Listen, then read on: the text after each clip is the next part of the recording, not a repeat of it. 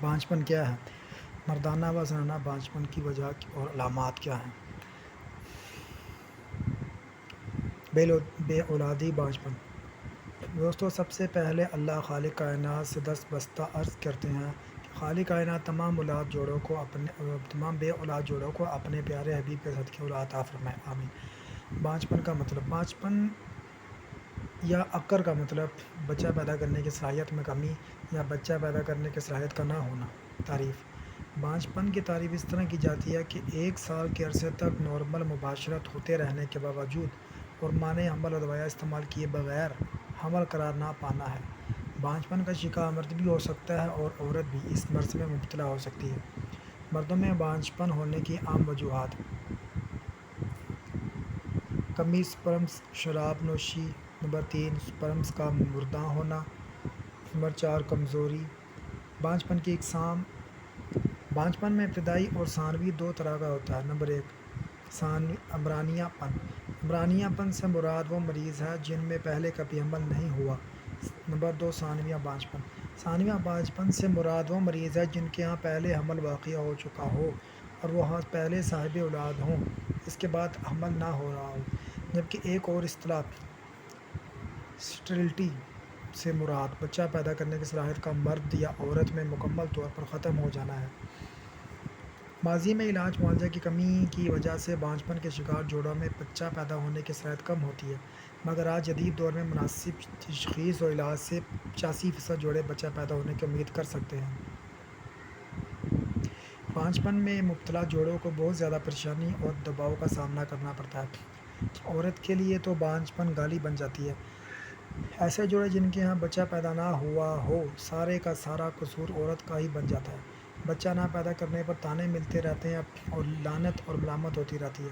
حالانکہ بانجھپن کا شکار مرد بھی ہو سکتے ہیں۔ بانجھپن کے 40% وجوہات مردوں میں پائی جاتی ہے۔ آج کل تو بہت جلد اس کی تشخیص ہو سکتی ہے کہ بانجھپن کا شکار کون ہے، مرد یا عورت۔ حمل کے لیے شرائط۔ نمبر 1، مرد اور عورت دونوں کا تندرست ہونا بہت ضروری ہے۔ نمبر 2، مرد کو سرعت انزال اور ضعف بہا کا مریض نہیں ہونا چاہیے۔ نمبر 3، مرد کی طرف سے اس کے مادہ منویہ نارمل اور مناسب جرثومہ منویہ پیدا ہونے کی ضرورت ہوتی ہے۔ سپرمز کی صورتحال۔ سپرم کی صورتحال کچھ اس طرح سے ہونی چاہیے کہ کم از کم 72 گھنٹے کے پرہیز کے بعد مرد میں حاصل ہونے والے مادہ منویہ کا تجزیہ کرنے پر مادہ منویہ کی مقدار 1.5 ملی لیٹر سے 5 ملی لیٹر تک، 1 ملی لیٹر مادہ منویہ میں 20 ملین یا اس سے زائد سپرم 50 سے 60% تک حرکت کرنے والے موٹائلی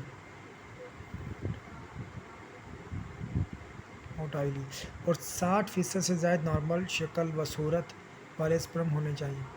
مرد کو سپرم کی تعداد میں کمی یعنی سپرم کی تعداد کا 1 ملی لیٹر اولیگوسپرمیا یعنی سپرم کی تعداد میں کا 1 ملی لیٹر میں 20 ملین سے کم ہونا یا مادہ منویہ میں سپرم کا موجود نہ ہونا ایزوسپرمیا کا مریض نہیں ہونا چاہیے۔ عورتوں کو بھی صحت مند اور توانا ہونا چاہیے۔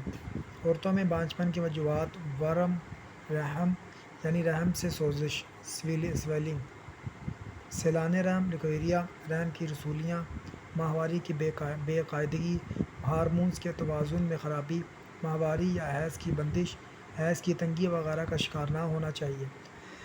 عورت کی طرف سے اس کی میز یا اووری سے ایک مکمل نمو یافتہ اور صحت مند بیضہ اووسٹی پیدا ہو کر اسے قذف نالی میں پہنچنے کی ضرورت ہوتی ہے۔ Uterine tube.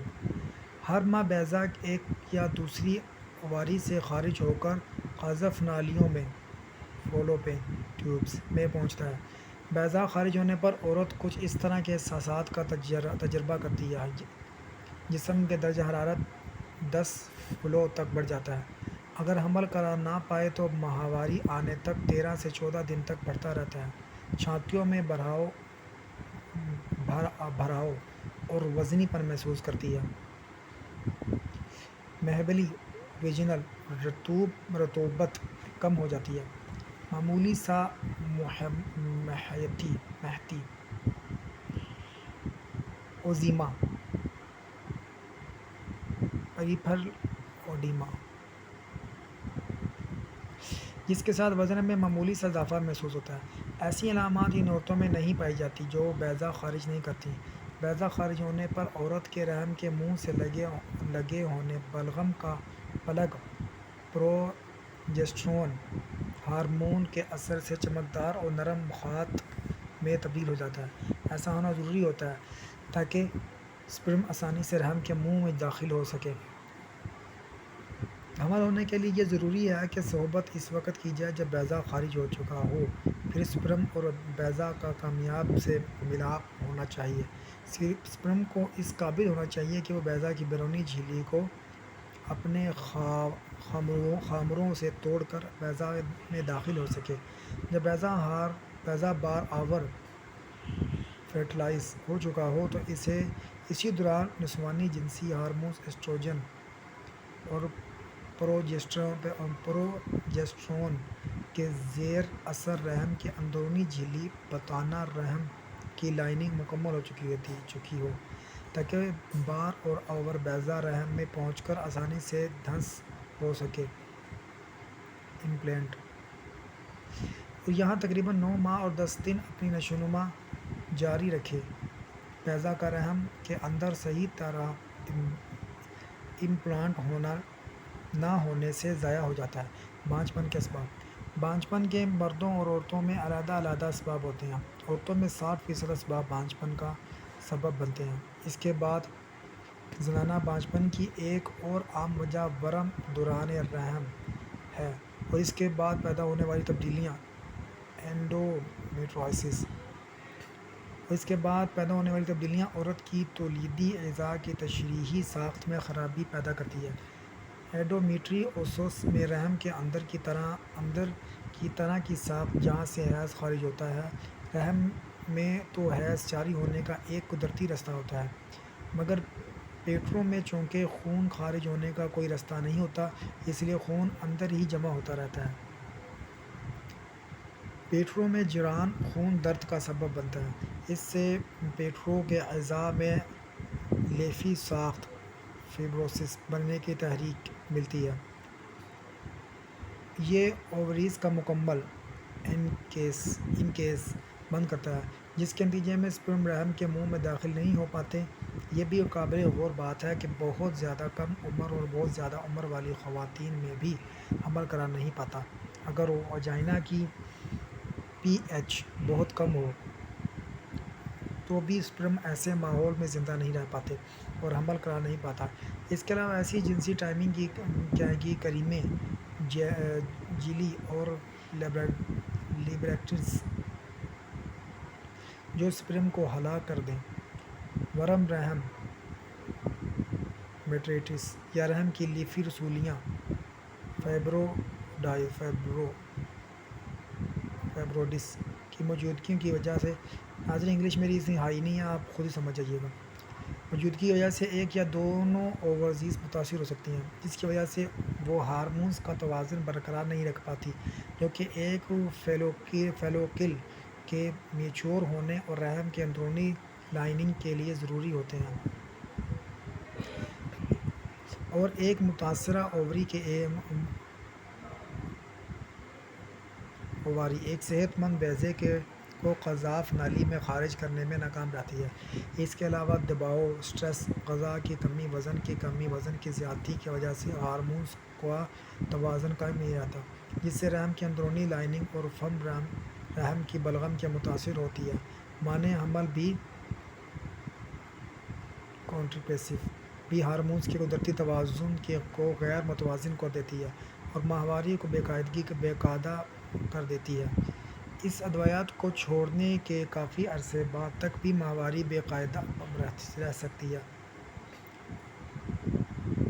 انٹرایوٹرائن ڈیوسسز IUDs رحم اور قاذف نالیوں میں سوزش اور سیلان رحم کا سبب بنتی ہے، جس کے نتیجے میں ورم کے ٹھیک ہونے کے بعد سکارنگ کی وجہ سے نالیاں بند ہو سکتی ہیں۔ سگریٹ نوشی بھی تولیدی نظام کے نارمل فیئر کو خراب کر سکتی ہے۔ اس سے تولیدی اعضاء میں خون کی سپلائی کی کمی اور قاذف نالیوں کے اندر لگے ہوئے بال نما ابھار سیلیا کی حرکت متاثر ہوتی ہے۔ ان بال نما ابھاروں کے حرکت سے بیضے کو قاذف نالیوں میں حرکت کرنے اور آگے جانے میں مدد ملتی ہے۔ بواسیر رحم فولوپس یا کسی جراحی کے نتیجے میں رحم کی خرابی، رحم نہ ہونا، رحم کا میلان خلفی بھی بانجھپن کا سبب بنتے ہیں۔ کیفین کا لگاتار استعمال تھائرائیڈ گلینڈ کے فعل میں کمی، غذائی اجزاء مثلاً vitamin E, B12، B6، B2A، zinc, folic acid, ضروری ایمنو ترشے سے میگنیشیم کی کمی میں جو فرٹیلٹی کے لیے ضروری ہے۔ دباؤ نہ صرف ہارمونز کے توازن کو خراب کرتا ہے بلکہ قاذف نالیوں کے سکڑنے کا سبب بھی بنتا ہے، جس سے بیضے کو ان نالیوں سے گزرنے میں رکاوٹ پیدا ہوتی ہے، اور پیٹوں میں خون کی سپلائی کی وجہ سے رحم کی اندرونی لائننگ بھی متاثر ہوتی ہے، اور وجائنا کے سکڑنے سے سیکس کا عمل بھی متاثر ہوتا ہے اور وہ زنانہ بانجھپن کا باعث بنتا ہے۔ اللہ رب العالمین آپ کو ہمیشہ شاد و آباد رکھے، دنیا آخرت کی تمام آزمائشوں میں سرخرو فرمائے، ہمیں اور ہمارے اہل خانہ کو صحت و تندرستی، ہمیں اور آپ کے اور ہمارے اہل خانہ کو صحت و تندرستی عطا فرمائے، شیطان کے شر نظریہ بد سے حاسدین کے اثر سے محفوظ فرمائے، آمین ثم آمین۔ خوش رہیں، خوش رکھیں اور خوشیاں بانٹیں۔